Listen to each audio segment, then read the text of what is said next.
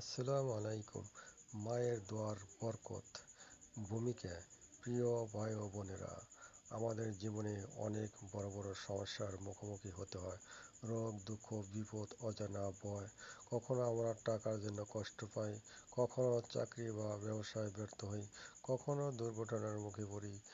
এই সময় আমরা অনেক সমাধান খুঁজি, ডাক্তার, ঋণ, বন্ধুর সাহায্য, কিন্তু অনেক সময় ভুলে যাই আমাদের জীবনে এমন একজন আছেন যার মুখের একটি দোয়ায় আমাদের ভাগ্য পরিবর্তন করে দিতে পারে।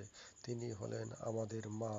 হাদিস: রাসূল সাল্লাল্লাহু আলাইহি সাল্লাম বলেছেন, তিনজনের দোয়া ফেরত দেওয়া হয় না: রোজাদারের দোয়া, মুসাফিরের দোয়া, আর পিতামাতার দোয়া সন্তানের জন্য। তিরমিজি হাদিস 1905। কাহিনী শুরু। আজ থেকে প্রায় 1400 বছর আগে মদিনায় বসবাস করতেন এক সাহাবী। তিনি ছিলেন সাহসী যোদ্ধা, আল্লাহর পথে জীবন দিতে প্রস্তুত। একদিন হঠাৎ খবর এলো, শত্রুরা মুসলমানদের উপর আক্রমণ করেছে। সাহাবী তলোয়ার হাতে যুদ্ধক্ষেত্রে বেরিয়ে পড়লেন। যুদ্ধ ছিল ভয়ঙ্কর, চারদিকে ধুলো, রক্ত, চিৎকার।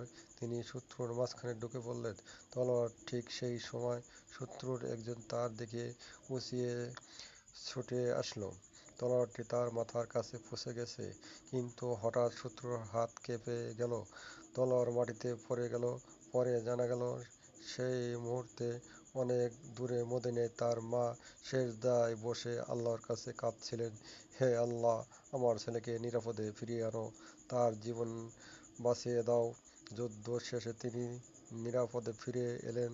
বাড়ি এসে মায়ের হাতে পড়ে কাঁদলেন, বললেন, মা, আজ তোমার দোয়া আমাকে মৃত্যুর হাত থেকে বাঁচিয়েছে। শিক্ষা ও উপদেশ: ভাই ও বোনেরা, মায়ের দোয়া শুধু যুদ্ধক্ষেত্রে নয়, জীবনের প্রতিটি বিপদে বাঁচাতে পারে। মায়ের হৃদয় থেকে বের হওয়া দোয়া কখনো ফেরত যায় না।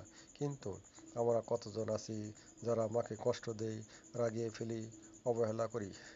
মা বেঁচে থাকলে প্রতিদিন তার কাছে গিয়ে বলুন, আমার জন্য দোয়া করুন।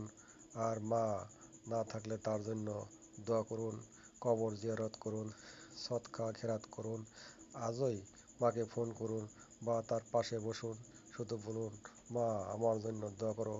হয়তো সেই দোয়া আপনার জীবনের বড় বিপদ দূর করে দেবে। প্রিয় দর্শক, এই ভিডিওটি শেয়ার করুন যাতে আরেকজনও মায়ের দোয়ার গুরুত্ব বুঝতে পারে। আর ইসলামের এমন হৃদয়স্পর্শী গল্প পেতে আমাদের চ্যানেল জাহিদ পিবিডি সাবস্ক্রাইব করুন।